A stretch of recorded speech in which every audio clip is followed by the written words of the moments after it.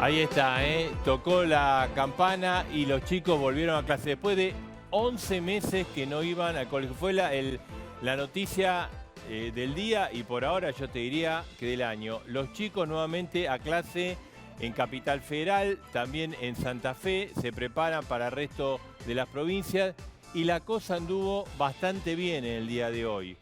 Vamos a hablar precisamente de este retorno a las clases, obviamente una nueva realidad, obviamente algo que puede estar sujeto a traspié, pero lo importante es que los chicos están volviendo a las clases y esto lo saludamos acá desde A Dos Voces.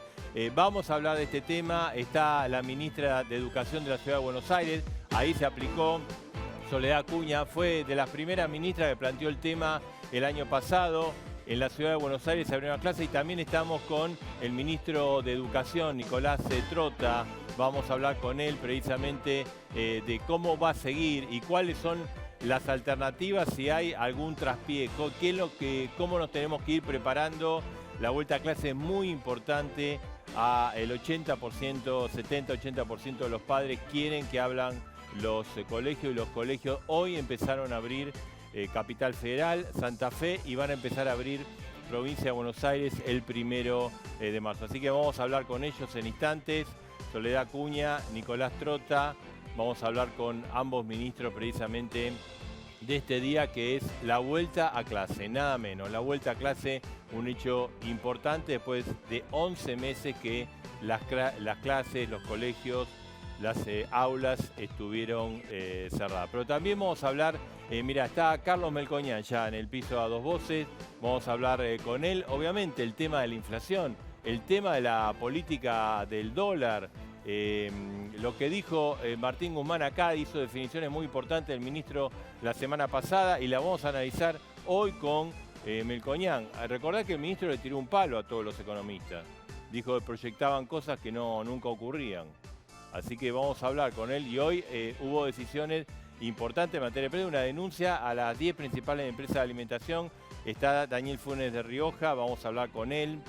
Habla por primera vez después de esta medida, muy a lo Moreno que tomó el gobierno. Vamos a hablar también con Luciano Laspina, vamos a hablar con Fernando Chino Navarro, los movimientos sociales controlando los precios. ¿Es efectivo o en realidad lo que están reflejando de que no hay política antiinflacionaria? Atención que hoy el INDEC dio a conocer la canasta de alimentos. ¿Cuánto aumentó en febrero? Por encima de la inflación. La inflación fue 4, la canasta de alimentos 4,2, la canasta alimentaria, la canasta total 4,2, alimentaria 4,6. Es muy preocupante. Acaba de terminar una proyección sobre la inflación en febrero. Por lo que ha ocurrido en los primeros 15 días, 3,5%. Sí, menos que enero, pero altísimo. Además, febrero habitualmente es un mes de inflación relativamente baja y esto no ocurriría. Obviamente, el gobierno respondió con movimientos sociales, con una denuncia de desabastecimiento a 10 principales compañías. ¿Sirve esto o refleja que en realidad no hay una política antiinflacionaria? Y que por lo tanto se hace mucho para la tribuna, pero poco efectivo. Fue una respuesta al diagnóstico que dio Martín Guzmán, que lo dio aquí en A Dos Voces y después lo dio entre los empresarios, que era un desequilibrio macroeconómico y no le gustó a alguien dentro del poder, y le respondieron con esto. Vamos a hablarlo con Carlos Melcoñán en instantes, y cómo está viendo toda la situación. Entre otras cosas, el dólar, porque otra vez sopa, o sea, la política inflacionaria es atrasar el dólar. Ya sabemos qué pasa cuando se atrasa el dólar.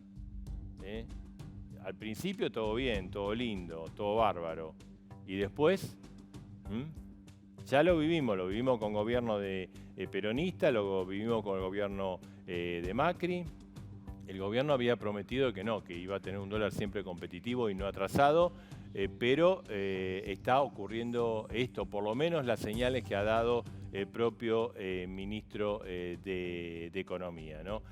Hoy el blue está más bajo que el oficial, el oficial se mantiene en 94 pesos, dicen que va a llegar solo un poquito por encima de 100, el dólar ahorro está por encima del blue. Ahora, esta paz cambiaria, digamos, hay que respirar aliviados o no pasa nada.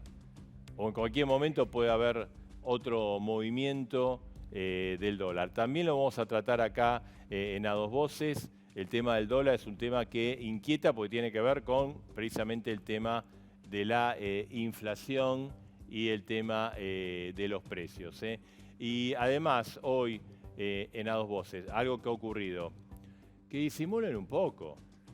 O sea, si quieren impunidad, si quieren que todo el tema de las denuncias de corrupción quede en la nada, pero disimule un poco, ¿no? Fíjate vos, Zaffaroni pidiendo amnistía, ya directamente, presionándolo a Alberto Fernández. Alberto Fernández respondió en el discurso del 1 de marzo, por suerte, no se va a hablar de amnistía, menos mal, porque acá en este país uno de los grandes problemas es que lo que roban o lo que no se guían por la ley, siempre no pasa nada, siempre quedan, zafan.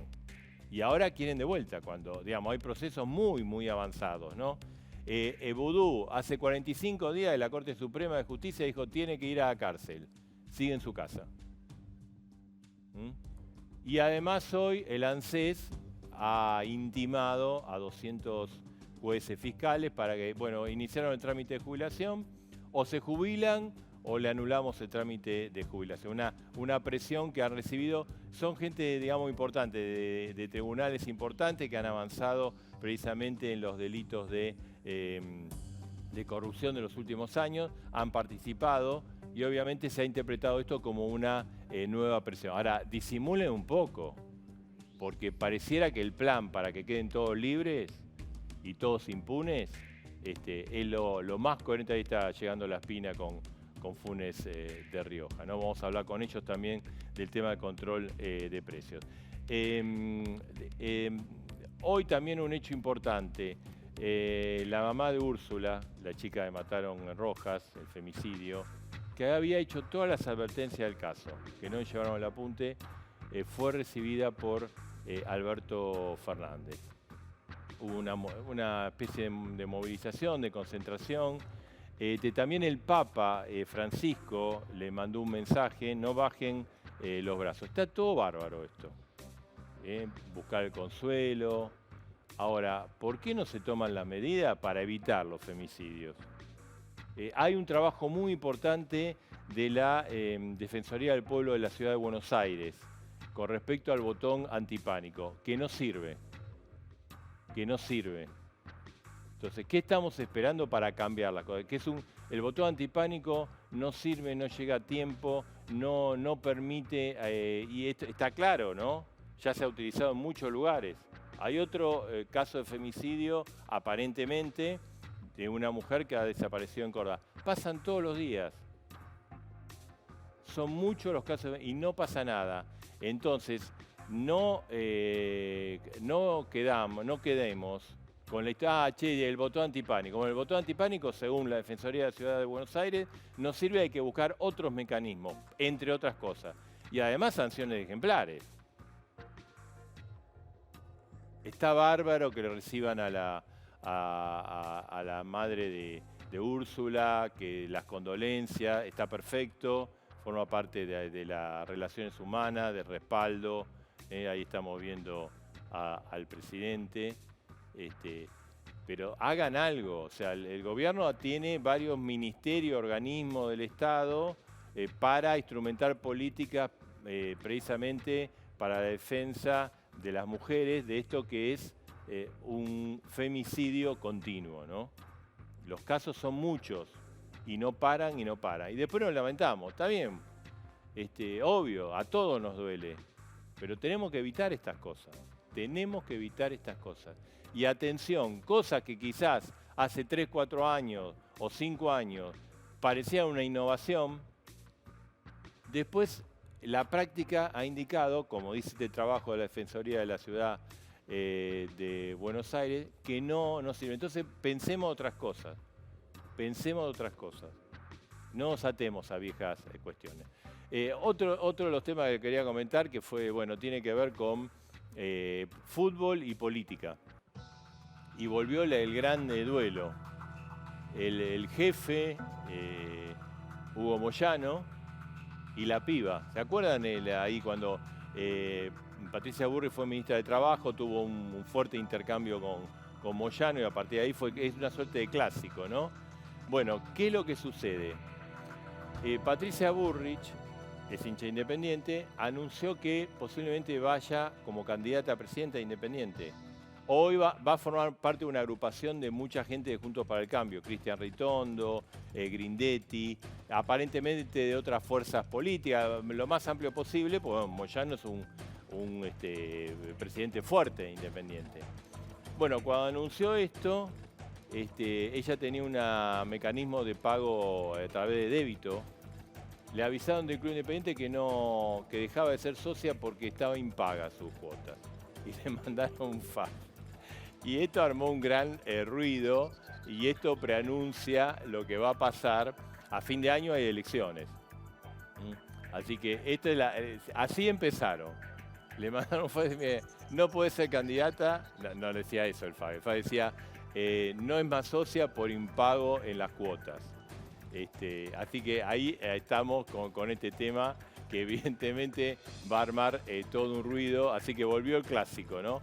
Y tiene que ver con la política, pues, a ver, también un grupo importante de Juntos por el Cambio, por lo menos ha tomado esta iniciativa de tratar de desplazar a Moyano de Independiente a fin de año. Y hablando de fútbol, te quiero comentar esto. Acaba de terminar una reunión en la AFA. El gobierno está presionando a través de Santiago Cafiero y a través de Máximo Kirchner de que la AFA autorice la transmisión de 4 partidos gratuitos, como una parte de un año electoral, ¿no? Ok. No llegaron a un acuerdo. Querían que este fin de semana ya se transmitan 4 partidos gratuitos, no llegaron a un acuerdo. Una de las empresas, Disney, aprobó, la otra empresa, que es Turner, no aprobó y por lo tanto no hay acuerdo, con lo cual el gobierno ese objetivo lo ha perdido. Les quiero decir una cosa, tenemos boletín y tenemos también la bomba. Vuelve la bomba, se instala nuevamente, se sacan los ojos, se llama la bomba. Así que ahí está, en un ratito, a tipo 11 de la noche, tenés la bomba a 2 voces. A ver, nos vamos a meter en el tema del día. La verdad que es un tema, cada vez que una actividad se normaliza en el medio de la pandemia, cuarentena, tenemos que estar contentos, obviamente. Y nada menos el tema de los colegios, ¿no? Hoy comenzaron los colegios en la ciudad de Buenos Aires, en Santa Fe, y se viene más. Estamos con Nicolás Trota, también está la ministra de la ciudad de Buenos Aires. Trota, buenas noches, ¿cómo está? ¿Qué tal, Marcelo? Muy buenas noches. Bueno, hoy comenzó en la ciudad, en Santa Fe, ¿y qué evaluación están haciendo ustedes? No, Santiago del Estero y la provincia de Jujuy. Buenísimo, no sabía. Conversé con la ministra Isolda Calcina de Jujuy, conversé con la ministra Mariela Nasif de Santiago del Estero, con el gobernador Perotti de Santa Fe y también con la ministra Soledad Acuña para poder tener una mirada en cada una de las jurisdicciones que han tenido este regreso a una presencialidad cuidada, cumpliendo los protocolos que fueron aprobados el 2 de julio del año pasado y sufrieron distintas actualizaciones a lo largo de todo este tiempo.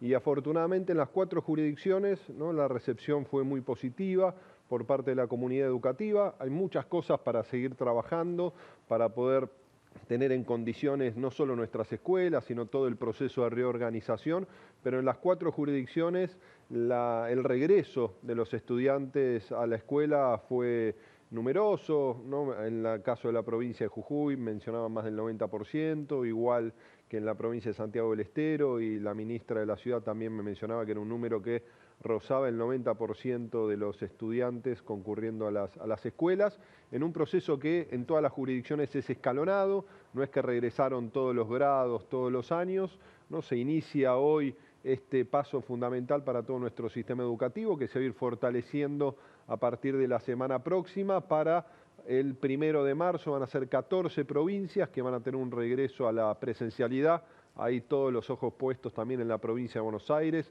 por el enorme peso que tiene en nuestro sistema educativo.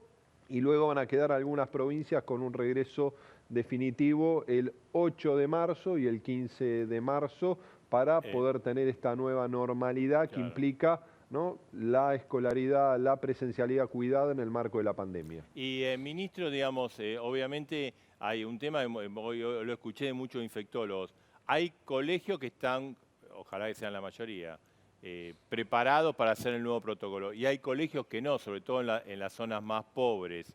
¿Qué va a pasar ahí? Bueno, primero tenemos que seguir trabajando en la responsabilidad indelegable que tienen los estados en garantizar, por un lado, el proceso de reorganización de la escuela, ¿no?, para que, según la dimensión de cada aula, sea la cantidad de estudiantes que pueden estar trabajando dentro de esas aulas, y por supuesto todo lo que es la inversión en todos los elementos para la limpieza, la higiene, garantizar la ventilación. En cada una de las jurisdicciones que he comentado, por ejemplo, en la provincia de Jujuy, algunas escuelas no pudieron abrirse, lo mismo ocurrió en la provincia de Santa Fe, pero hubo una apertura masiva de todas las escuelas que hoy se proyectaba el regreso a la presencialidad. Va a ser, Marcelo, un proceso en construcción constante, ¿no? Tenemos que tener no solo la responsabilidad de fiscalización por parte de los estados, sino también el compromiso de toda la comunidad educativa de marcar aquellas cuestiones que hay que mejorar, ¿no?, que tenemos que lograr la mejor articulación también con cada establecimiento educativo, porque no es solo cumplir el protocolo en la escuela, es cumplir el protocolo también en cada aula, según la dimensión, la capacidad de ventilación que tenga cada una de las aulas, en este regreso que es un sistema mixto que alterna presencialidad y no presencialidad según las definiciones que ha tenido cada una de las jurisdicciones a partir de la propia realidad de infraestructura de cada escuela. Claro, ahora, ministro, digamos, hoy, como usted decía, en estas 4 jurisdicciones comenzó bien. Hubo, digamos, obviamente esto es un aprendizaje día a día y todo, la verdad es todo muy... Pero inicialmente, hace unos meses atrás, hubo dudas por parte de la nación, digamos, de iniciar los ciclos lectivos. ¿Fue un error de apreciación? ¿En ese momento no estaban dadas las condiciones? ¿Cómo lo evalúan ustedes? No sé por qué pensás que tuvimos dudas, Marcelo, porque nosotros tomamos 2 decisiones muy importantes en el mes de noviembre que nos permitieron a todo el sistema educativo arribar a este objetivo común que hemos empezado a transitar esta semana, ¿no? En el mes de noviembre nuestro gobierno definió ubicar a los docentes, a los maestros y maestras como grupo priorizado para acceder a la vacuna, pero al mismo tiempo le presentamos desde nuestro gobierno, el Ministerio de Educación, una hoja de ruta a los 23 gobernadores y gobernadoras y al jefe de gobierno denominada Las Aulas, que ponía en valor todo el esfuerzo que llevó adelante nuestra comunidad educativa con los maestros y las maestras a la cabeza, que permitió no solo la aprobación de los protocolos para un regreso seguro el 2 de julio, sino que más de la mitad de las provincias argentinas tuvieron experiencias de presencialidad a lo largo del 2020. Y eso permitió construir confianza social en una instancia que todavía debemos reconocer. No hay espacio para los discursos extremos. No hemos recuperado la escuela que nos arrebató la pandemia porque tenemos que sostener los protocolos, tenemos que sostener todos los cuidados, pero tampoco hay espacio para esos discursos que pretenden descalificar esta instancia de tanto esfuerzo de poder regresar de manera segura a la escuela cumpliendo esos protocolos. Y este proceso no es un proceso que tenemos que cuidar entre todos y todas, estando muy atentos porque la realidad puede cambiar, pero también lo que hemos acordado las 23 provincias, la Ciudad de Buenos Aires, todos los actores del sistema educativo, es que cada decisión la tenemos que adoptar en la mínima unidad geográfica posible. No podemos tomar a la Argentina como un todo, pero tampoco podemos tomar una provincia como un todo, porque la realidad en infraestructura, la realidad social, pero también la realidad epidemiológica puede variar y eso nos debe permitir o intensificar la presencialidad o tener que disminuir las instancias de presencialidad si se descomponen esas variables epidemiológicas, pero siempre tienen que ser instancias, en el caso de suspender la presencialidad, de claro diálogo con la comunidad, tienen que ser procesos de corta instancia para poder evaluar la posibilidad, cuando estén dadas las condiciones, de regresar en esa jurisdicción o en esa localidad a la presencialidad. Ministro, digamos, los colegios empezaron a abrir para no cerrarse este año, aún con traspiés, con problemas? ¿Esta es la decisión política? Eso es la decisión que nosotros adoptamos y que fue reafirmado también junto al presidente en la última reunión del Consejo Federal de Educación, donde una vez más cada una de las resoluciones fueron aprobadas por unanimidad de las 23 provincias y la Ciudad de Buenos Aires. Por supuesto, Marcelo, que esto implica una atención constante, ¿no? Tenemos que tener una fiscalización del cumplimiento de los protocolos, pero también un análisis certero de la realidad epidemiológica.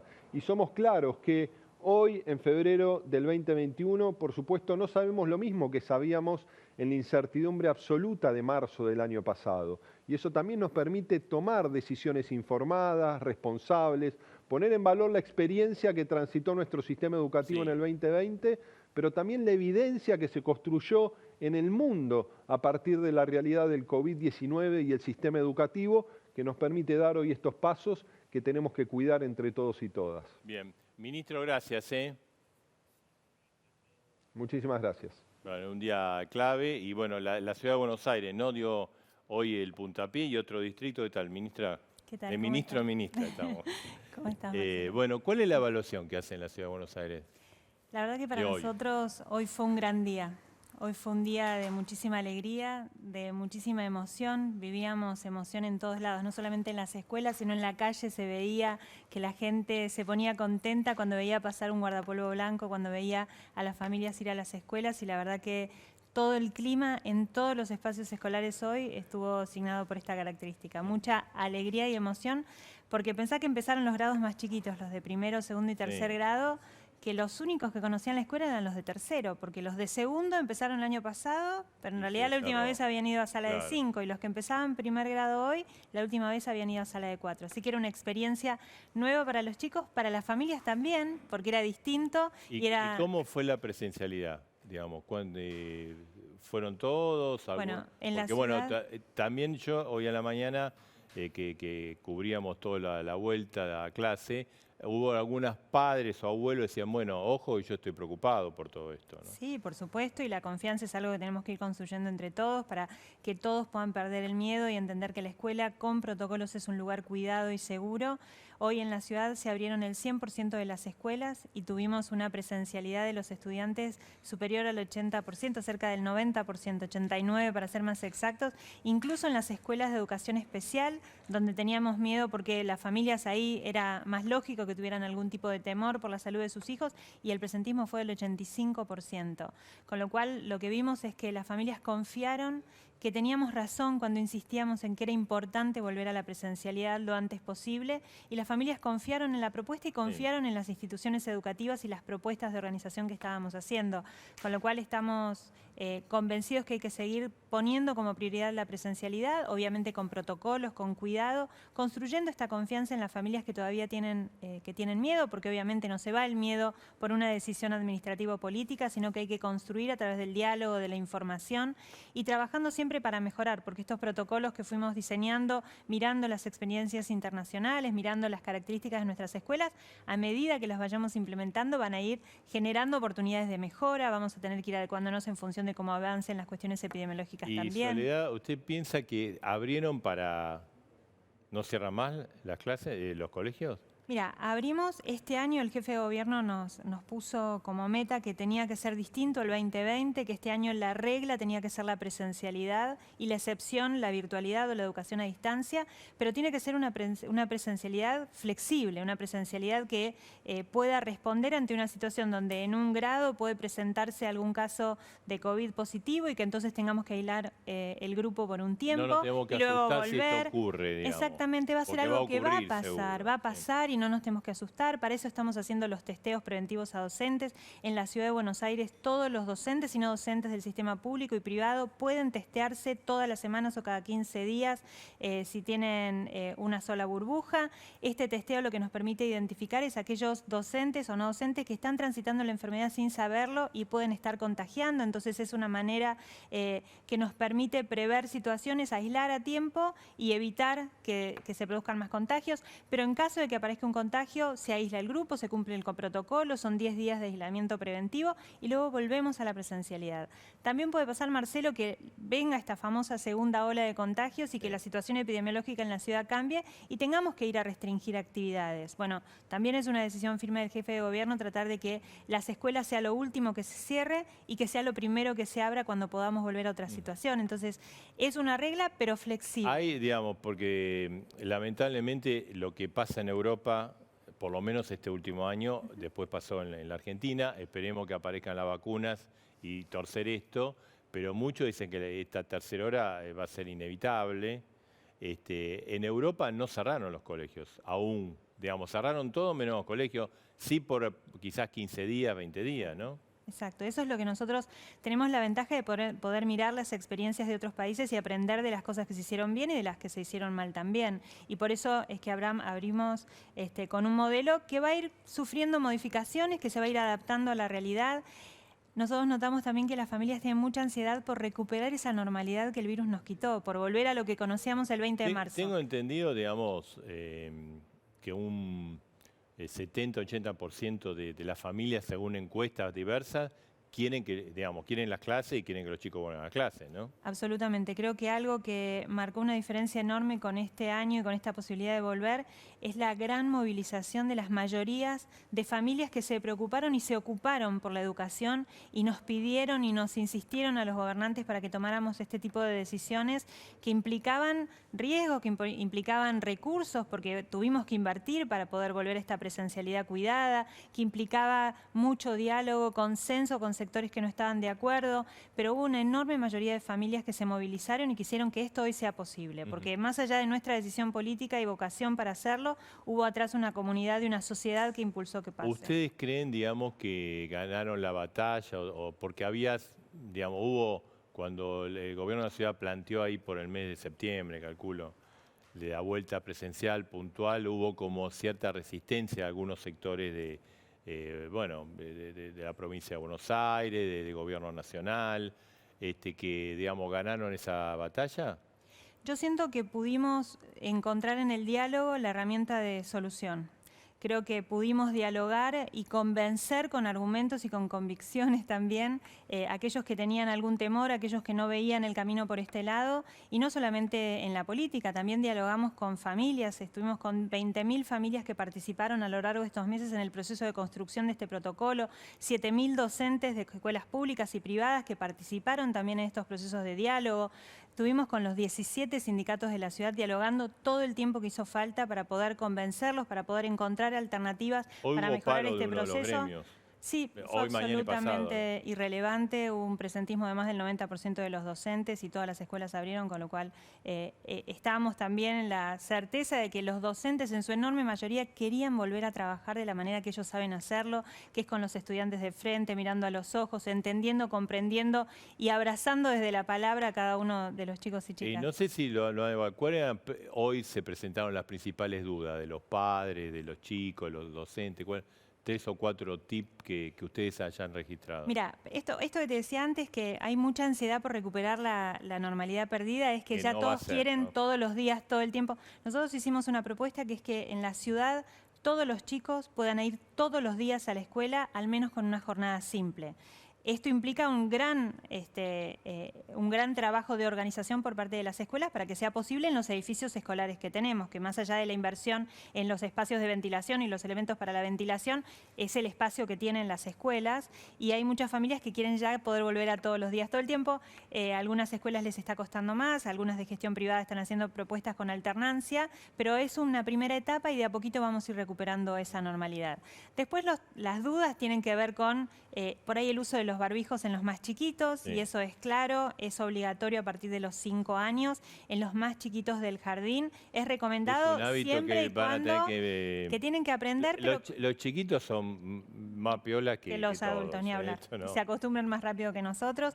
Lo mismo consultaban mucho sobre los recreos, si iban a seguir existiendo, cómo iban a ser. Los recreos son importantes, son un momento clave de la escuela para los chicos y también para los adultos. Son recreos distintos donde no se cruzan las burbujas, pero sí son momentos para que los chicos puedan jugar, para que puedan divertirse, es un momento de juego libre donde pueden crear las amistades dentro del grupo. Muchas dudas también sobre los docentes si compartían varias burbujas, y nuestra respuesta es siempre el cuidado. La manera que tenemos Claro, para... hay docentes que tienen varios trabajos. Varios cursos, sí, sí, o varios cursos dentro de una misma escuela, no necesariamente Sí. cambiando de escuela, porque en la Ciudad de Buenos Aires el 70% de los docentes de secundaria concentran cargos en un solo establecimiento. Entonces, pero sí pasa que tienen muchas secciones. Entonces, en esos casos nosotros lo que hacemos es primero tratar de concentrar que no compartan muchas burbujas, y lo segundo es aumentar la frecuencia de los testeos. Los convocamos a que se testeen de forma más seguida, de forma semanal. En para eso tener hasta ahora detección. están fracasando, porque los docentes fueron a testearse hasta ahora, son pocos. No, yo no lo veo como un fracaso, creo que fuimos exitosos en detectar a aquellos docentes de los que se testearon que estaban transitando la enfermedad sin saberlo y que estaban generando posibilidades de contagio, porque hemos encontrado un 0,7% de positividad en los docentes que han ido a testearse. Han ido ya cerca de 20.000 docentes, obviamente, y no docentes, porque es para todos los que trabajan en establecimientos educativos. Obviamente quisiéramos que fueran todos, apelamos a la responsabilidad del cuidado de cada uno de nosotros para todos, así como cada uno sabe que tiene que usar el barbijo para cuidar al otro, más allá de cuidarse uno. Testearse en el caso de los docentes es una manera de cuidar, en primer lugar, a sus seres queridos, porque así ellos están enfermos, están también contagiando a sus seres queridos, y en segundo lugar, en su ambiente de trabajo. ¿Y qué pasa con la vacuna para los docentes? ¿Cuál es el grado de prioridad, por lo menos en la ciudad de Buenos Aires? Nosotros vamos a cumplir el plan de priorización que estableció el Gobierno Nacional. Los docentes están en el 4.º grupo de vacunación, luego del personal de la salud, de los mayores de 80, de los mayores de 70 y 60 vienen los docentes. Tenemos toda la logística de los vacunatorios y los espacios de vacunación preparados y los profesionales preparados para que en cuanto estén los insumos poder aplicar las vacunas. Y vamos a cumplir el plan y priorización que estableció el Gobierno Ministra, Nacional. ¿hay alguna, me están comentando de la producción, algunas preguntas clave, ¿no? Sí, claro, a ver, dale. por ejemplo, ¿cuántos días a la semana tiene que ir mi hijo o hija a la escuela y cuánto tiempo? Nuestra propuesta es que todas las escuelas puedan construir un modelo de todos los días, de lunes a viernes, todos los chicos en un piso de 4 horas, que es la jornada simple. En jardín son un poquito menos, son 3 horas, pero una jornada simple. Algunas escuelas empezaron con una propuesta donde algunos días sí, unos días no. Son los primeros días, eso es lo que le decimos a las familias, un poquito de paciencia, un poquito más de paciencia. Van a ir construyendo las escuelas confianza, van a ir pudiendo armar los modelos. Nosotros desde el Ministerio los estamos acompañando para que así sea. En gestión pública estamos tratando y lo hemos logrado que la mayoría tengan propuesta para todos los días. ¿El tema de chicos en las aulas? ¿Cuántos chicos por aula? ¿Por metro? ¿Por distancia? Hay dos grandes características que es lo que determina el ordenamiento en la escuela. Por un lado, el distanciamiento, que es de 1,5 metros entre los chicos y entre los docentes, y luego la ventilación. Entonces, los espacios, que puede ser cualquier espacio dentro de la escuela, mientras cumpla estos requisitos, pueden organizarse. Puede ser que la burbuja en este caso es el grupo, la sección en secundaria, el grado en primaria, la sala en jardín. Es decir, si un grado tiene 25 chicos, esa es la burbuja. Ahora, la escuela puede organizarlos todos juntos y pueden estar en el salón de actos. Por ejemplo, hoy fui a una escuela en Belgrano, estaban en el salón de actos todos los chicos de primer grado porque era el primer día y querían que primero estén todos juntos, y en realidad eran más de 25, y luego puede ser que la escuela los separe para su organización y estén una parte en el aula, una parte en la biblioteca. Y a eso va a depender del distanciamiento en los metros cuadrados y la ventilación posible. Ahora, en caso de que hubiese que aislar, lo que se aísla es toda esa burbuja.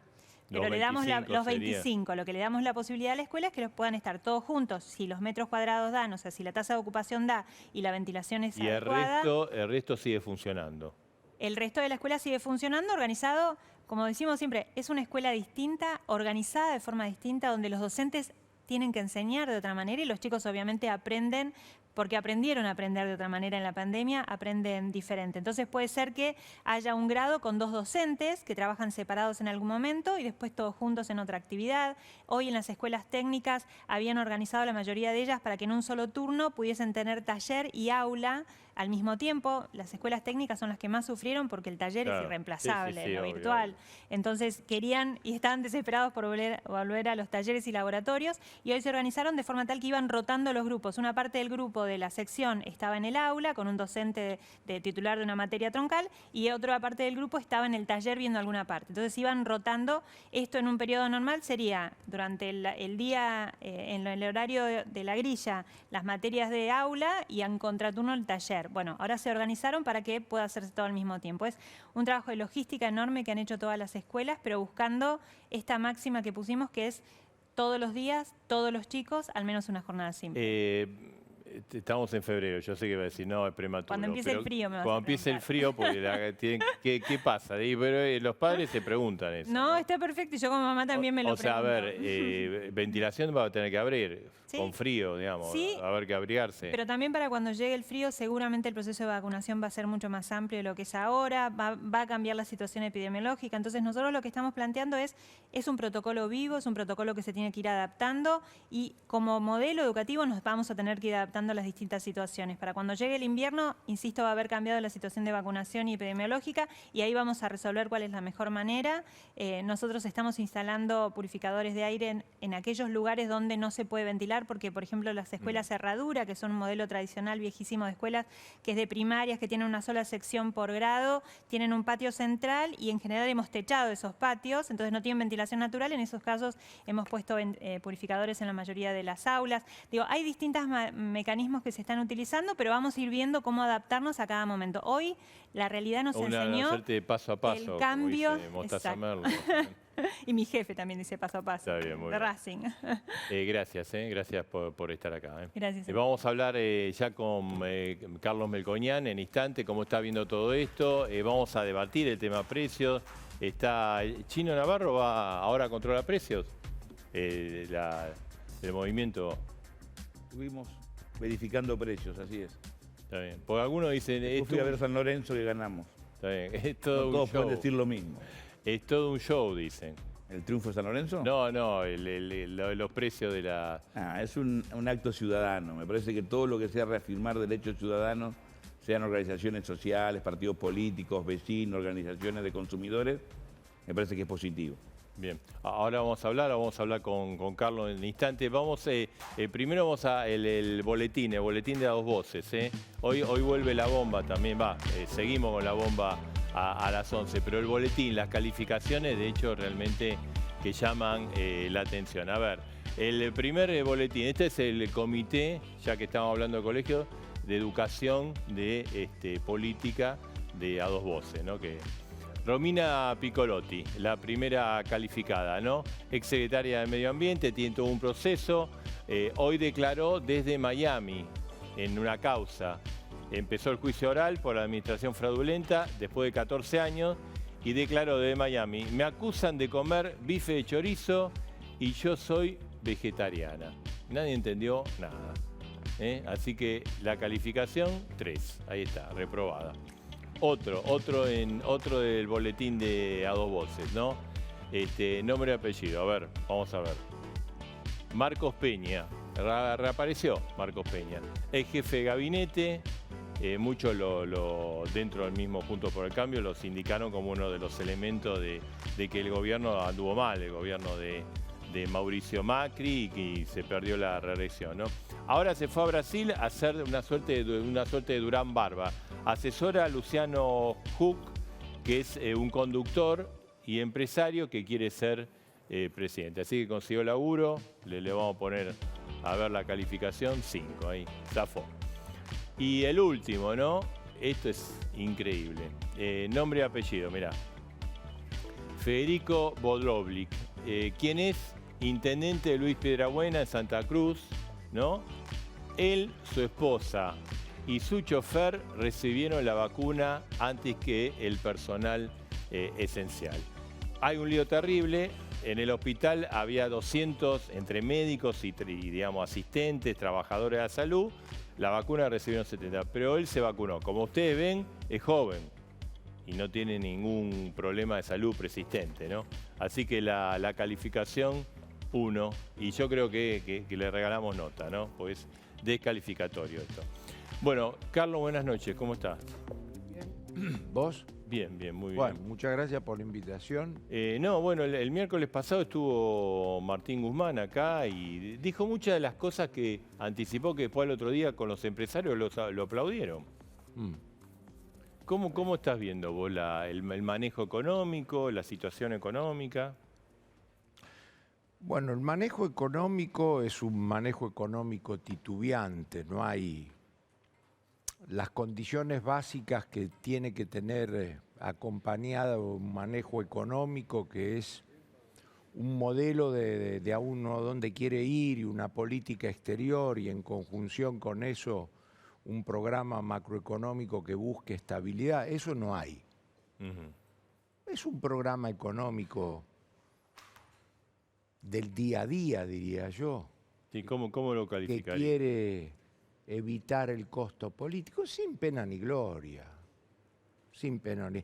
A ver, si vos me preguntás si de este programa económico se deriva que Argentina pasa a ser un país de primer nivel, que crea empleo, crecimiento económico, yo por supuesto hablo con la independencia, donde no pierdo en un minuto en decir, no, porque es la culpa de esto, lo que heredamos, lo que nos dejó.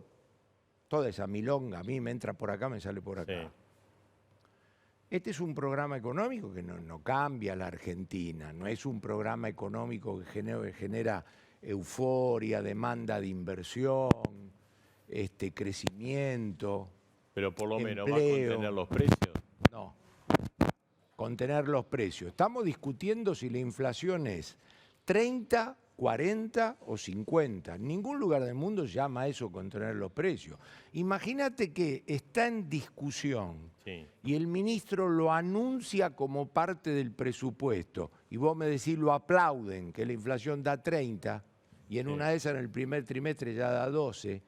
Entonces, yo cuando pasan estas cosas quiero tomar distancia del día a día, no por borrarme de opinar del lunes, del martes, del miércoles, no por eso, sino por el hecho de que tomando distancia y con frialdad, uno deduce que vos vas, estirás, viene la elección, quieren ver si el legado, los 8 años, si la justicia, es todo un barullo. Este hombre que se quiere vacunar antes del resto, estos son dirigentes de Argentina.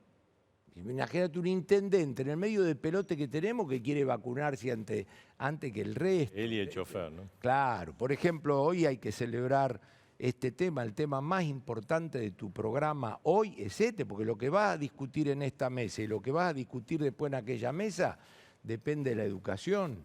O sea, la educación, el padre le tiene que decir a los chicos que lo más lindo que hay es ir a la escuela.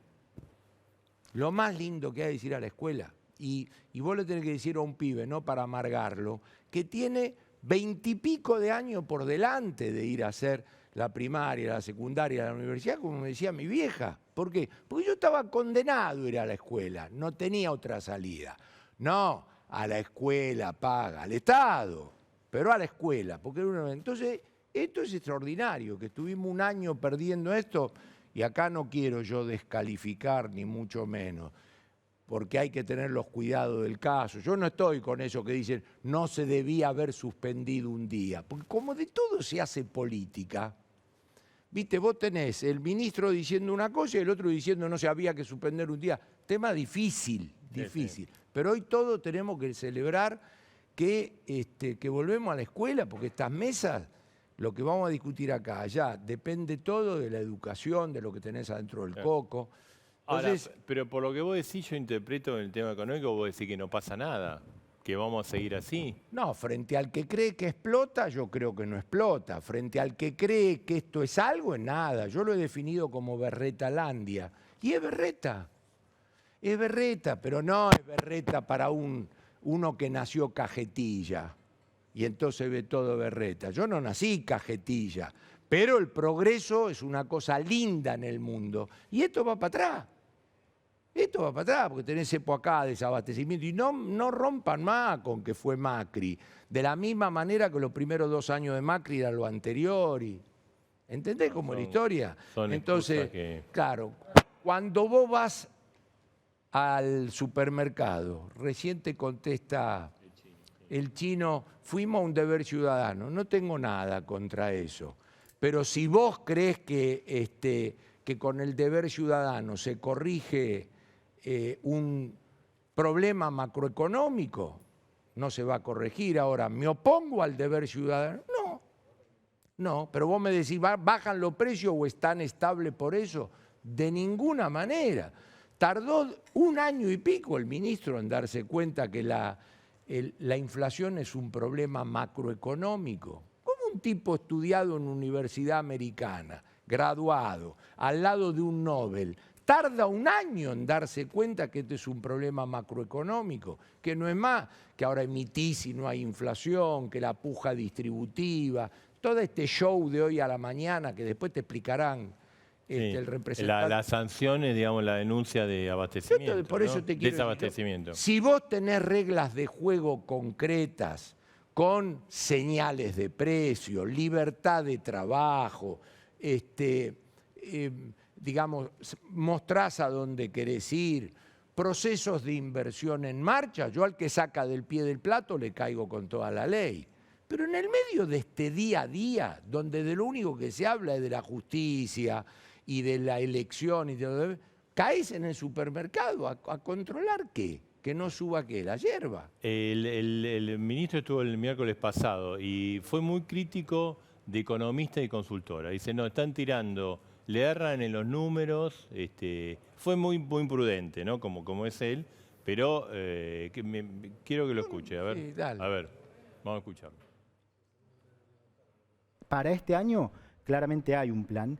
El corazón de ese plan es la Ley de Presupuesto 2021, que establece las prioridades de política pública, cómo se usan los recursos del Estado y cómo se va a ir ordenando la economía. Pero no le creen.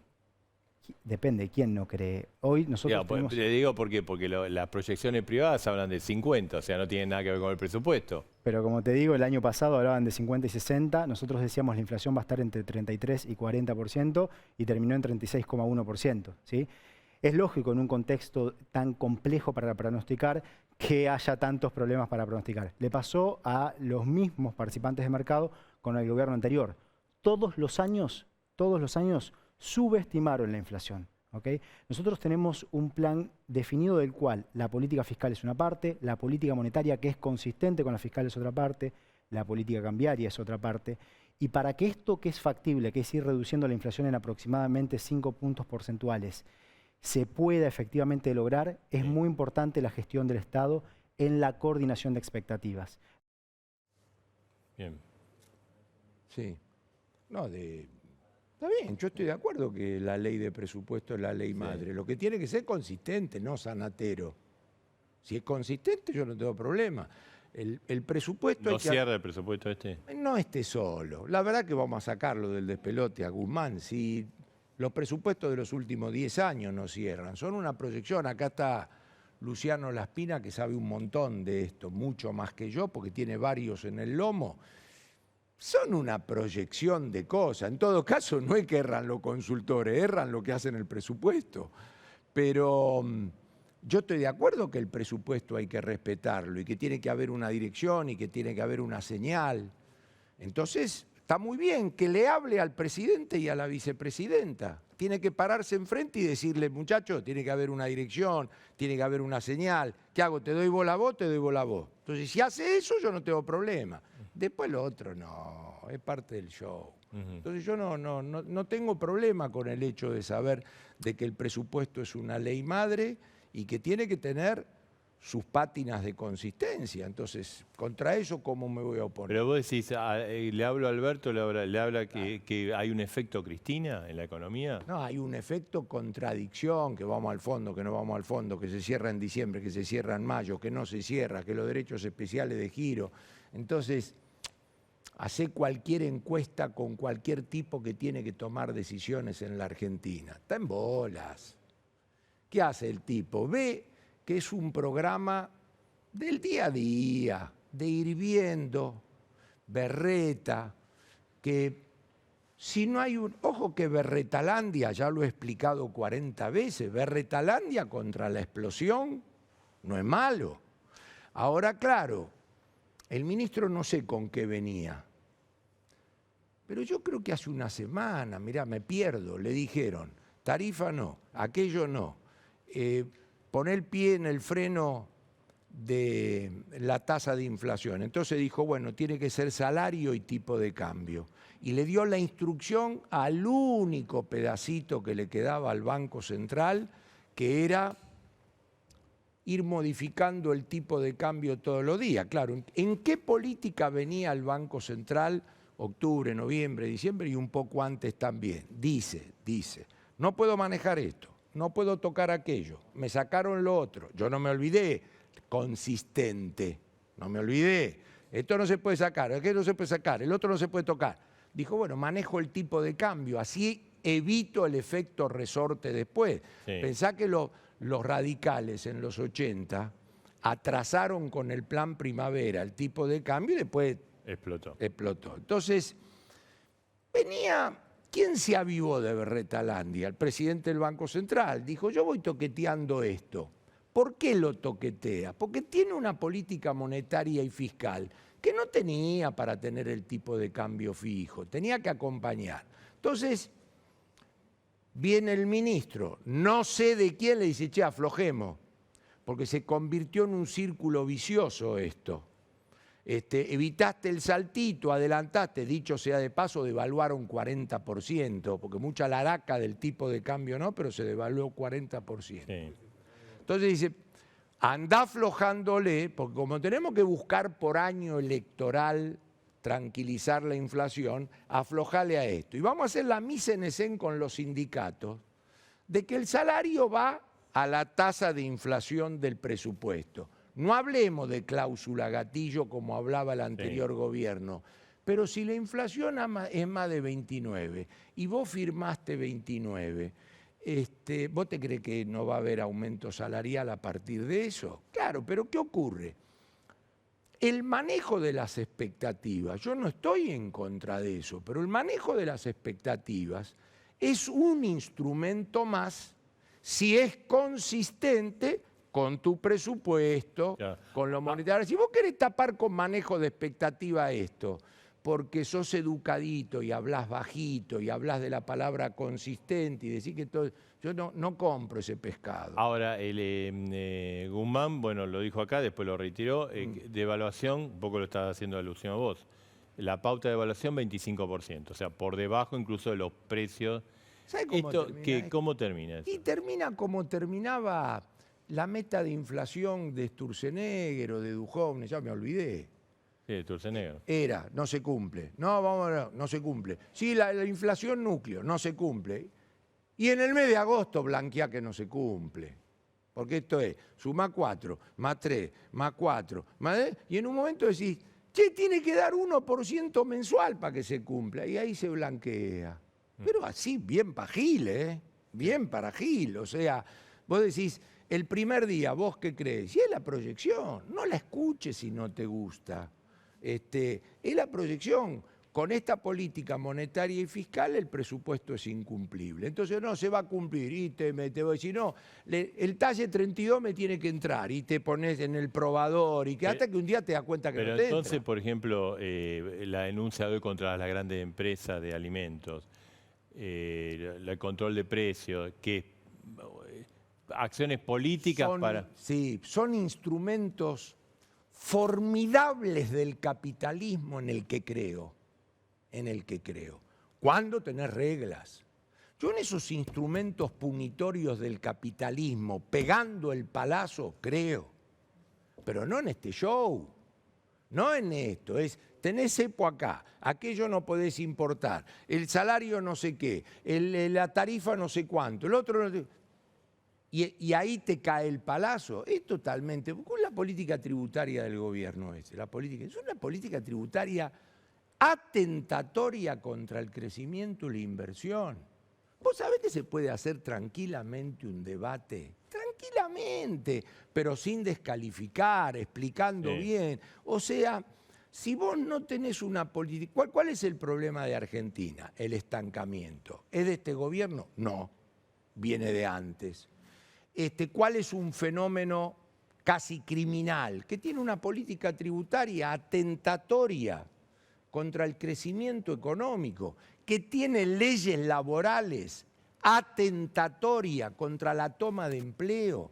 No es ni liberalismo, ni ortodoxia, ni el consenso de Washington. Estaba leyendo, los cubanos andan en estos cambios. Entonces, ¿vos cómo podés después amenazar sin ninguna autoridad? Sin ninguna autoridad, ¿por qué? Porque vos no tenés reglas de juego preestablecidas que dice, flaco, te doy esto, te doy aquello, tenés señales de precio, tenés que traer tu plata, tenés rentabilidad, tenés garantía de que se respetan las reglas de juego. No saques los pies del plato, porque está la oficina regulatoria. Yo creo en todo eso, Claro. pero cuando no tenés todo lo otro y haces el show, El gobierno dice que es muy medida la definición de Navarro. Dijo, es un ejercicio ciudadano, no dijo, vamos a arreglar la inflación, vamos a ir allá, vamos a ver qué pasa. Es un ejercicio ciudadano. ¿Qué es un ejercicio ciudadano? Decir, che, guarda con los precios, nada más. ¿Es así, Navarro? Sí, nada más. ¿Qué va a hacer? Sí, la inflación nos preocupa, obvio. Le preocupa al gobierno, somos parte del gobierno, representamos sectores vulnerables, afecta a los sectores medios. ¿Y qué es lo que recogimos cuando fuimos? Fuimos a los centros de las ciudades de todo el país y mucha gente se acercó a decirnos que tiene una gran preocupación por los precios, eso es innegable. Nuestra tarea como gobierno es que bajen, no es fácil. Carlos, entonces ves, así vamos a pucherear hasta la elección. Pero lo que pasa es que el problema de Argentina es vamos de elección en elección. Claro, eso es O un sea, drama, es un drama. Pero este- guarda que hubo una época que vos y yo la vivimos, que no íbamos de elección en No, elección. no, obvio. Y lo sé, y fueron errores gravísimos. Dejá ¿no? que se vayamos Hipotecaron de el elección país. en elección. Lo que pasa No, es pero que digo, tenemos que tener lo político acuerdo a que vamos de elección en elección y si a él le va bien, me conviene a mí. Yo tengo que inventar qué propongo para ir mejor que él y cómo lo saco. Porque los países que van bien, ¿cómo cambian de gobierno? Si van bien. Porque acá tenemos la idea de que el tipo que le va bien se queda 20 años. Vos sabés que si fulano le llega a ir bien se queda 20 años. ¿Por qué? Entonces, tenemos que tener el ejercicio de que a vos te vaya bien y me dejás las cosas mejor. También la oposición, digamos, hace planteos delirantes. Sí, pero la oposición era hace 4 años oficialismo. gobierno y las propuestas delirantes eran de los otros. Sí, no, que como que se repite. Por eso te quiero decir, vos que la cuestión del impuesto a las ganancias en este escenario, después no sé cuál será el costo fiscal, ahí te lo dirá el diputado, ¿qué? ¿Consistente?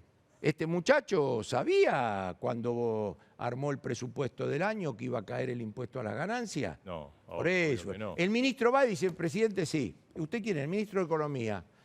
Acá no hicimos un presupuesto, sí. ¿No se votó? Sí. ¿Y este agujero con qué se va a financiar?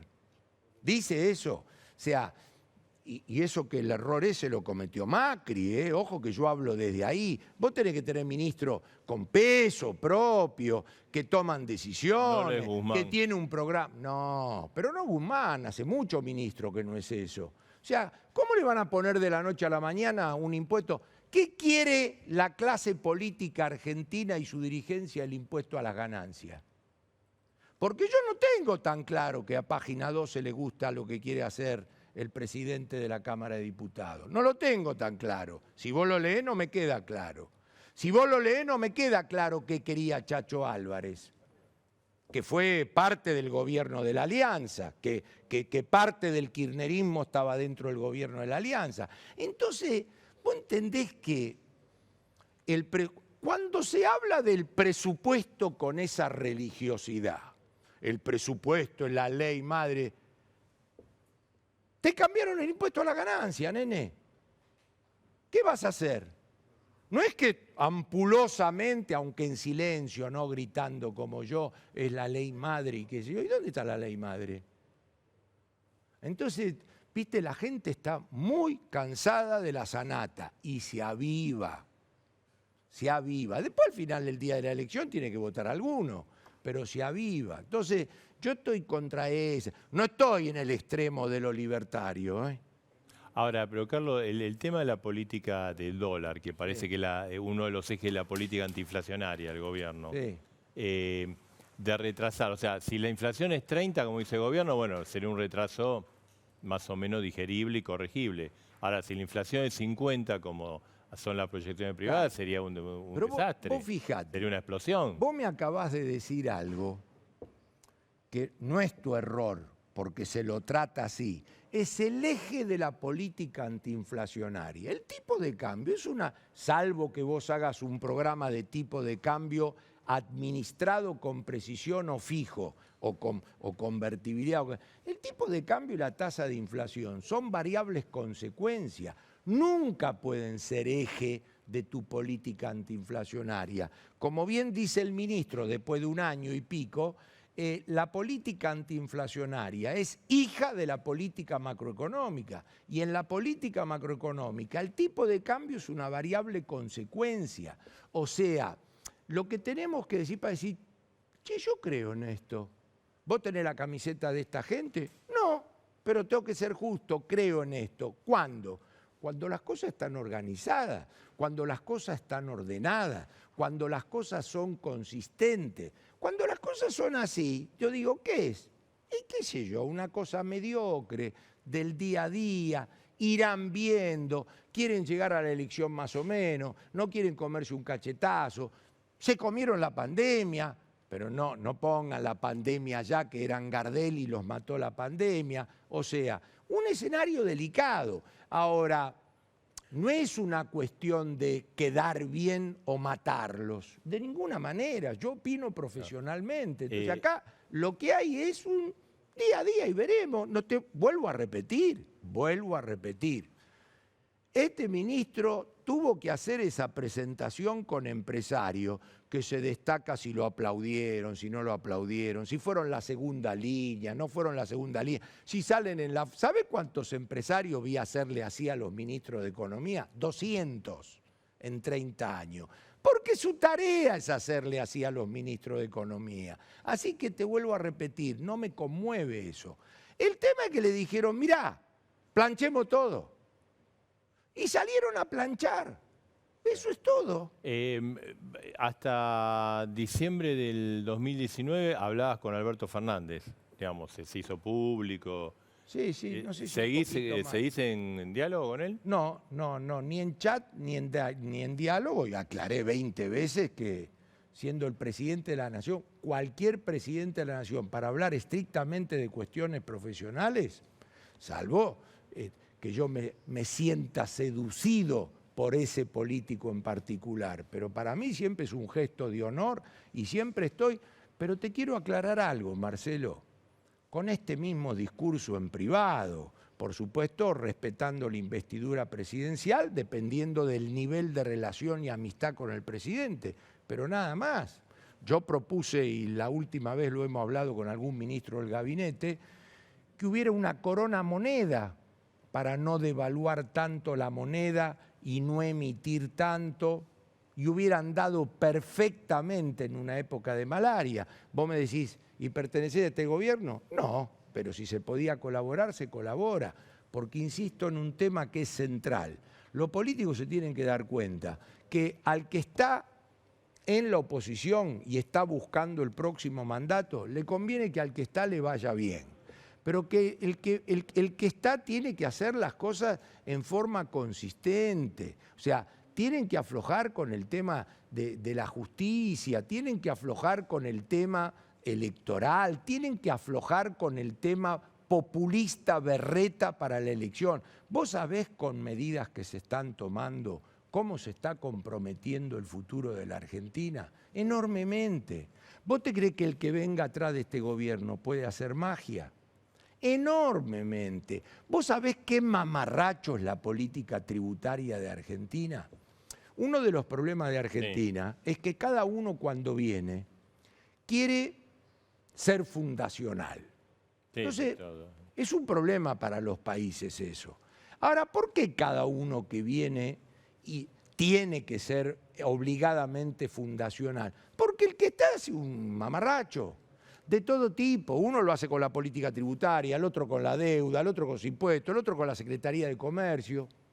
Entonces es un problema, eso no es una crítica. Sí, lo estás planteando, así lo estás viendo. Es un planteo. Gracias. No sé, te mandó una chicana al Chino Navarro, ganó San Lorenzo, algo así. ¿Está bien? No, y vos mostraste la interna en Independiente en una foto. Pero con respeto. Gracias. Bueno, gracias, Carlos. Por favor, gracias. Bueno, le quería preguntar a Funes, porque hasta ahora no habló. Funes, 10 empresas fueron denunciadas. ¿Y usted qué dice? Efectivamente, muchas de las cuales habían sido invitadas media semana anterior, y se les imputa generar desabastecimiento por retención en sus volúmenes de producción y falta de entrega de determinados productos de consumo masivo. Para ello, parecería que nos olvidamos que el propio presidente y muchos funcionarios del gobierno dijeron industria esencial, que cubrió todo el año de abastecimiento, que contribuyó con el plan alimentario y en todas las acciones que hubo que hacer, que adoptó los protocolos de prevención, de transporte para la gente, testeos, que tiene el 20-25% de la dotación licenciada por orden gubernamental, por tema de edad, por tema de cuidado de niños, o qué sé yo, que tiene los precios congelados desde el 6 de marzo, donde solo hubo un incremento del 4 al 10% en total, contra 36% de inflación, contra 36% de devaluación del tipo de cambio oficial, contra 35% de incremento de la logística, que va del 14 al 30% de la logística para alimentos, contra aumentos de materias primas que han ido del 40 al 90% por el precio de las commodities y algunas otras circunstancias a veces estacionales, con incremento de salarios del 32 al 38%, y nos dicen que estamos atrasados en salario. 29 convenios firma la alimentación, está todo ese cuadro. Ahora, con todo ese cuadro, dicen, no, pero a ustedes les fue bien. 1% arriba del año anterior, del 19, 3% abajo del 2011, 14% menos de exportaciones que en el 2011, en esta última década estancada. Esa es la industria de la alimentación, y cumplió. Y ahora, de repente, de la noche a la mañana, le dicen, tiene que producir a full, tiene que incrementar su producción hasta el más alto grado de su capacidad instalada. Eso, ¿sabes, Marcelo, de dónde sale? De la ley de abastecimiento. Ley absolutamente inconstitucional. Nosotros, ley de defensa de la competencia, ley de defensa del consumidor, está bien. Ley de abastecimiento, apropiarse de la producción o decirme cuánto tengo que producir, ¿para quién? ¿Quién lo financia? ¿Quién me da la materia prima? ¿Quién me da los insumos que tengo que importar y hay problemas con la CIMI? ¿Quién me da los insumos locales donde hay 50% de la economía en negro, 50% de la economía en negro, que no paga ni el 38% de impuestos sobre los alimentos, ni el 47%? ¿Y lo de hoy qué busca entonces? Si este es el cuadro, porque el gobierno no sabe, porque la Secretaría de Comercio está en diálogo con las empresas. ¿Qué es busca un responsable de la inflación? A mí me sorprende, la verdad me sorprende mucho. Y me sorprende mal porque las empresas que fueron, las empresas que dialogan, las empresas que venimos sosteniendo todo este diálogo con el gobierno, lo hacemos con un criterio constructivo, pese a todos los problemas que hubo de cierre de fronteras, paros de aceiteros, paros de camioneros a fin de año, con todas las cortes que dispusieron o los intendentes o los gobernadores, con los aumentos de impuestos a los ingresos brutos o de tasas municipales. Se lo nota muy caliente, Funes. Se lo nota muy caliente. No es caliente. La verdad, el problema no es calentura. El problema es la frustración de no generar un diálogo por el canal que corresponde entre un sector productivo que no solo produce para el país y para su consumo, sino que exporta 25.000 millones de dólares e importa 2.000 millones. Y no estoy hablando de los commodities. Ahora seguimos, vamos a hablar con el chino, con la Espina. Hacemos una brevísima pausa, así dialogamos un rato tranquilo. Tenemos la bomba. Obviamente este tema es crucial para tu bolsillo, es el tema precios. ¿El gobierno está acertado en su política o está cometiendo errores o está haciendo cosas para la tribuna?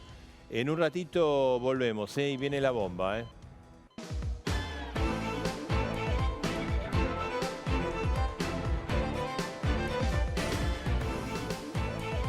A la hora de renovar el parque automotor, piense solo en el especialista. Nadirán Mercado, subastas online.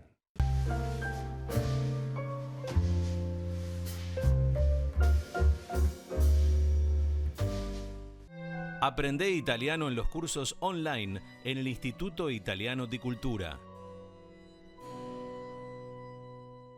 Bienvenidos a la Universidad de Morón. Garantizamos el 100% de la actividad académica con la mejor plataforma de enseñanza. Inscribite en venialaum.unimoron.edu.ar.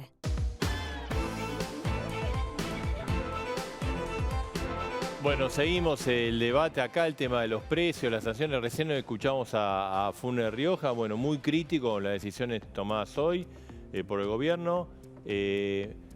Todas estas cosas, esta denuncia, los movimientos sociales anotando los precios. ¿Es para la tribuna o es para combatir los precios? No, son dos cuestiones. A mí me parece que acá fue muy claro Martín Guzmán, incluso ustedes pasaron parte de su reportaje la semana pasada. La inflación es un problema de arrastre de muchísimos años, lo que indica que es un problema estructural, macroeconómico, y se resuelve gradualmente en un proceso de acuerdos. Dentro de pocos días el presidente va a anunciar el Consejo Económico Social, sí, donde se va a buscar actuar, a pesar de la frustración de Funes de Roca, se va a convocar a todos para trabajar en un plan de largo plazo.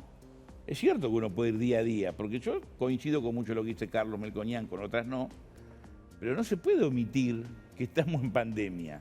Tampoco se puede omitir que venimos de 4 años del macrismo y tampoco podemos omitir que la crisis era previa al macrismo. Entonces cada uno puede después decir, pero venimos de hace muchísimo tiempo.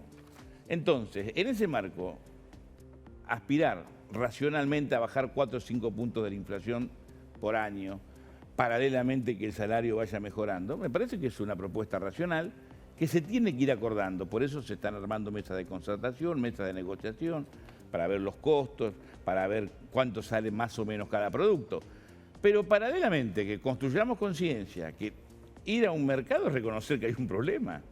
Nosotros no negamos que ese problema existe. Y también queremos interactuar con la sociedad, a ver qué nos dice la sociedad respecto al gobierno, respecto a medidas que tomamos. Pero no pensamos que porque vamos a ir a un mercado a hacer un control ciudadano de verificación de precios, entre paréntesis, en general bien recibido por todos los gerentes de los supermercados, porque se había hablado mucho como si hubiese sido una actitud, sí, los piqueteros invaden los supermercados. Fue una muy buena jornada y verificamos que hay muchas cosas que se cumplen y otras que no, pero mayoritariamente ese sábado se cumplían casi todas las cuestiones acordadas. A ver, Luciano Laspina, ¿y ustedes cómo la ven? Bueno, a ver, lo primero que veo es que creo que se largó la campaña electoral y el gobierno tiene que empezar a mostrar reacción ante un problema que crece en las encuestas como la principal preocupación.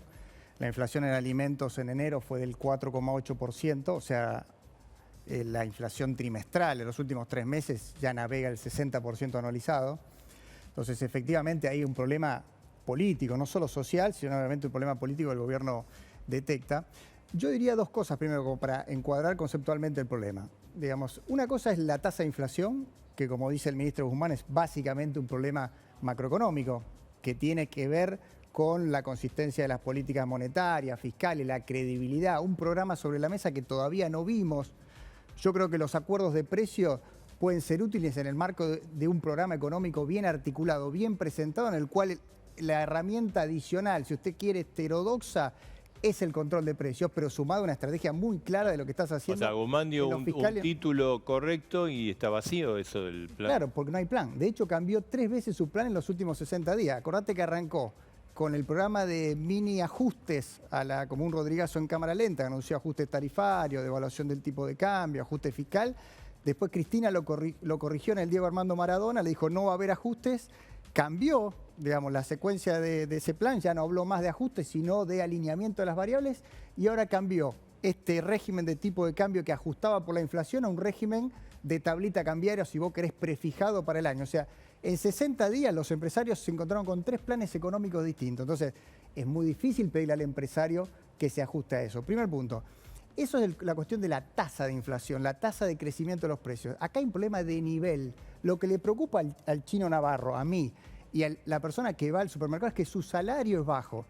Entonces, no es que los precios de los alimentos sean altos en Argentina, porque cualquier comparación internacional de precios muestra que la Argentina tiene precios de los alimentos más bajos que la mayoría de nuestros países vecinos. El problema es que los salarios son muy bajos y esto tiene que ver en que la economía viene de una caída de recesión de los últimos años, un estancamiento que lleva más de 10 años, un derrumbe de la tasa de inversión y de la creación de empleo como nunca antes. Según la OIT, las horas trabajadas el año pasado cayeron 20% en la Argentina, 10% en el mundo. O sea, duplicamos la tasa de caída de horas a nivel laboral. Y los impuestos, el 41% de lo que pagás en el changuito son impuestos. Entonces, sobre esas 2 cosas que habría que trabajar. Ahora, cierro con esto. ¿Los controles de precios son parte del problema o parte de la solución a ese problema a nivel de precios? Son parte del problema. Menos empleo, menos inversión, precios más caros, menos oferta. Primer punto. Y después, desde que Hammurabi hace 4.000 años aplicó en Babilonia control de precios que no se han cansado de fracasar. El último fue Guillermo Moreno a punta de pistola. Terminamos sin carne, importando soja. Entonces, yo creo que el gobierno lo tiene claro y que ha empezado la campaña electoral. Entonces, para la tribuna, es para juntar votos. Me consta, no digo que hablo todos los días, pero tengo un diálogo con el presidente y con el jefe de gabinete y con muchos ministros. Para nosotros lo electoral está tan lejos. Nosotros tenemos una preocupación que es vacunar. Mientras vacunamos, intensificar una campaña de distancia social, barbijo, higiene. Hoy fue un gran día, que hayan empezado las clases, volver a clase. La economía. Todo no es tan malo como se dice, porque si no, no estarían creciendo algunos rubros de la industria. Hoy tenemos más trabajadores de la industria que en los últimos meses de Macri. ¿Estamos contentos? No, porque el gobierno de Macri había sido malo, esos 4 años fueron para atrás. No le inventó la crisis Macri, lo quiero aclarar, lo digo siempre, pero la empeoró considerablemente. La construcción ha crecido, la gastronomía no, el turismo mal, regular para mal, muchos servicios, es decir, crecimiento desparejo, pero empieza a haber un crecimiento. Yo creo que también hay que reconocerle a este gobierno que las ATP, baja de cargas patronales, créditos con tasas subsidiadas. Es decir, un gobierno que no teníamos para pedir plata. Es más, se apostaba al default. Muchas consultoras decían que íbamos al default. Se negoció con los herederos externos. ¿No se es, va a acordar ¿no es un gobierno antiempresa? No, pero ¿cómo vamos a un gobierno antiempresa? Primero, el peronismo no es antiempresa. Si hubo una etapa donde floreció la industria, donde creció las empresas privadas, donde hubo pymes, donde hubo trabajadores formales, es con el peronismo y hasta el 75-76. No es la sensación de Funes, ¿no? Bueno, a ver, hay datos objetivos, no un problema de sensaciones, son datos fríos, precisos. Sí, a ver, el rol de la iniciativa privada, y se lo dijimos a Guzmán el otro día en Casa de Gobierno, evidentemente no es lo que aspiramos. ¿Por qué? Porque queremos un diálogo y una participación intensa, porque somos copartícipes de esto y porque además asumimos durante el COVID la responsabilidad, pese al cierre total y a que en una de esas producíamos y no teníamos demanda, pero nos la bancamos. A los de la ATP les llegó a algunos sectores, en la alimentación no llegó mucho porque había un diferencial del 5% de facturación año a año y ese año, obviamente eso no podía darse. Así que, pero a mí no me interesaba que le dieran plata a las empresas, sino a los trabajadores como seguro de desempleo. En vez de tener prohibición de suspensiones y despidos, duplicación indemnizatoria, un buen seguro de desempleo para la gente.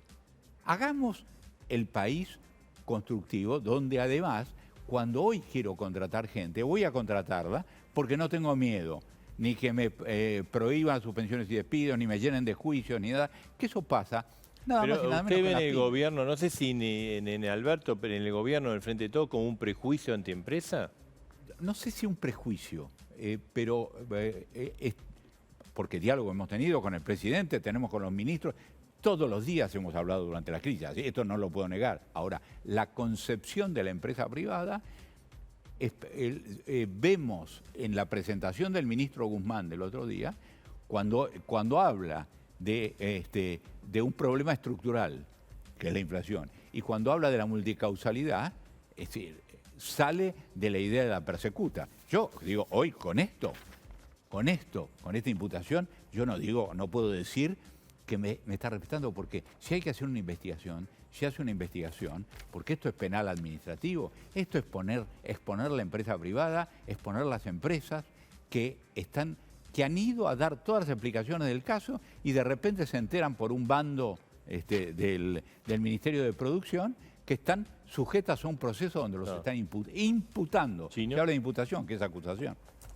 Yo después podemos mirar un poco qué es lo que nosotros decimos respecto a estas empresas, pero yo creo que hay un tema que no es culpa, o sí, de la política y también de los grupos económicos, porque la clase dirigente en general no tenemos que hacer cargo de este país que hemos construido o destruido de los 70 para acá, Videla Martínez de O, Menem, de la Rúa, Macri. La concentración que tenemos es impresionante. En Fideos, la empresa líder concentra el 80%. Porque la gente lo compra. Hay 14.500 empresas alimenticias. En leche, 72%. Usted es un poquito más grande que yo, no mucho más. Unos años. Pero cuando éramos pibes, ¿cuántas marcas de leche había? Yo era nací en San Antonio, Río Negro. Tomaba leche y Delec que se producía en Viedma. ¿Cuántas marcas hay ahora? Bueno, ¿Esta concentración ayuda? Usted fíjese que recién en su exposición señaló honestamente que ganaron 1% en la pandemia el año pasado. 1%. ¿Usted conoce algún argentino que haya ganado? No, de volumen, ¿eh? Sí, sí, bueno, pero ¿usted conoce a alguien que haya ganado pero no en precio, volumen o lo que sea? No ganó nadie.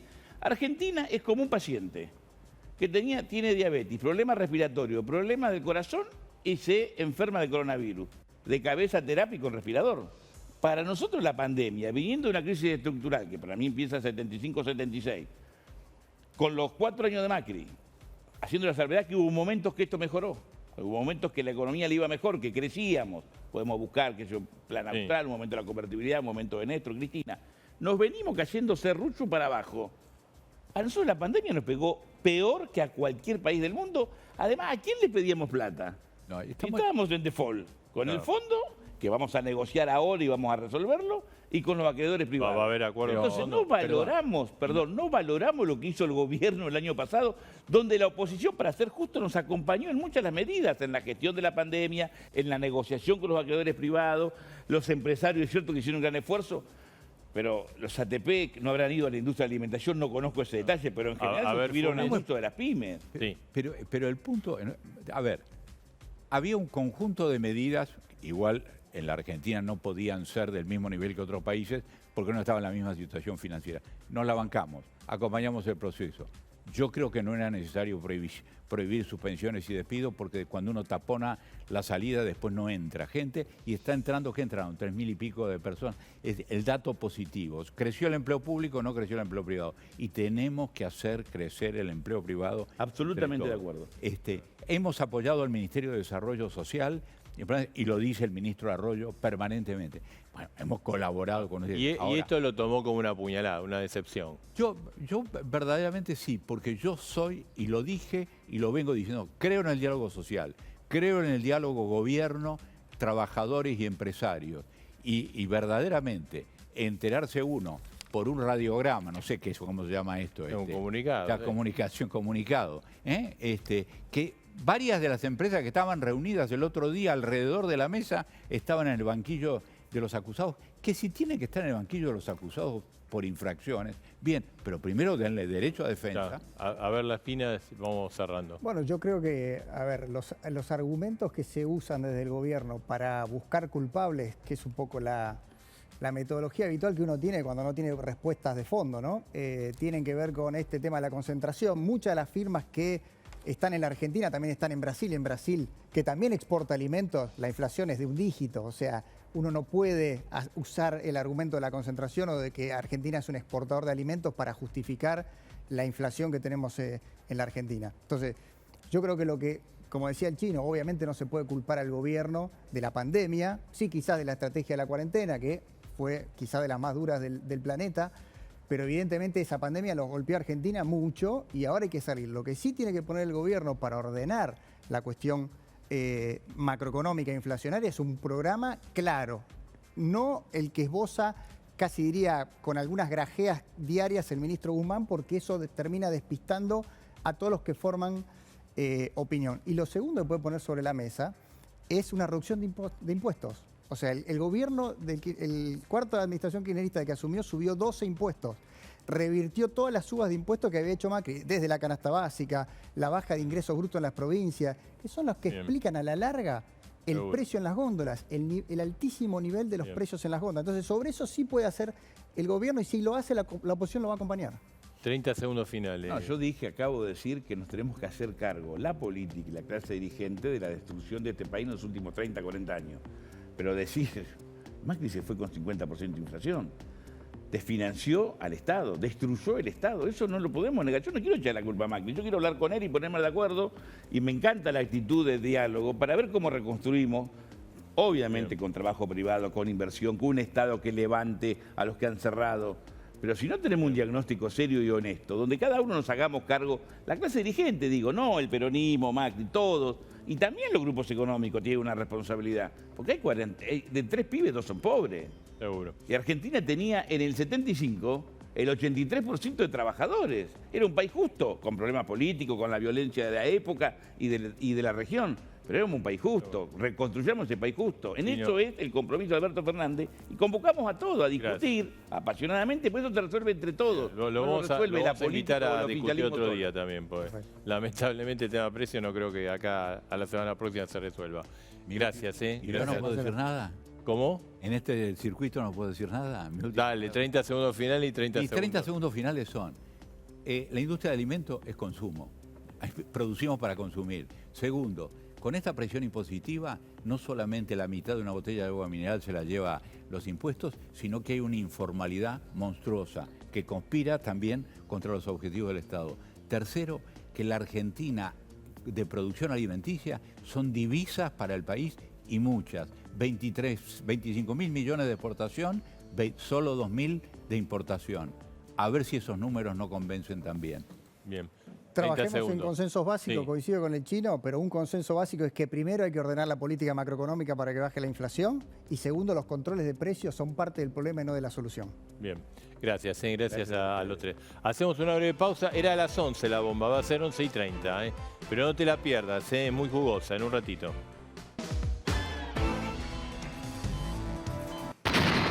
La bomba era a las 11, bueno, pero tuvimos un programa muy cargado, 11:30. La bomba es, así se llama, se sacan los ojos. ¿Quiénes sacan los ojos? Los ministros, los equipos. Hay en algunos ministerios está el ministro y abajo tienen uno de Cristina, otro de Alberto, otro de Massa y hay unas internas fenomenales, ¿no? Lo que ha ocurrido hoy con el tema de... precisamente del tema de los precios, recién tratábamos, esta denuncia contra lo que se apunta, mira, son pases de factura internos.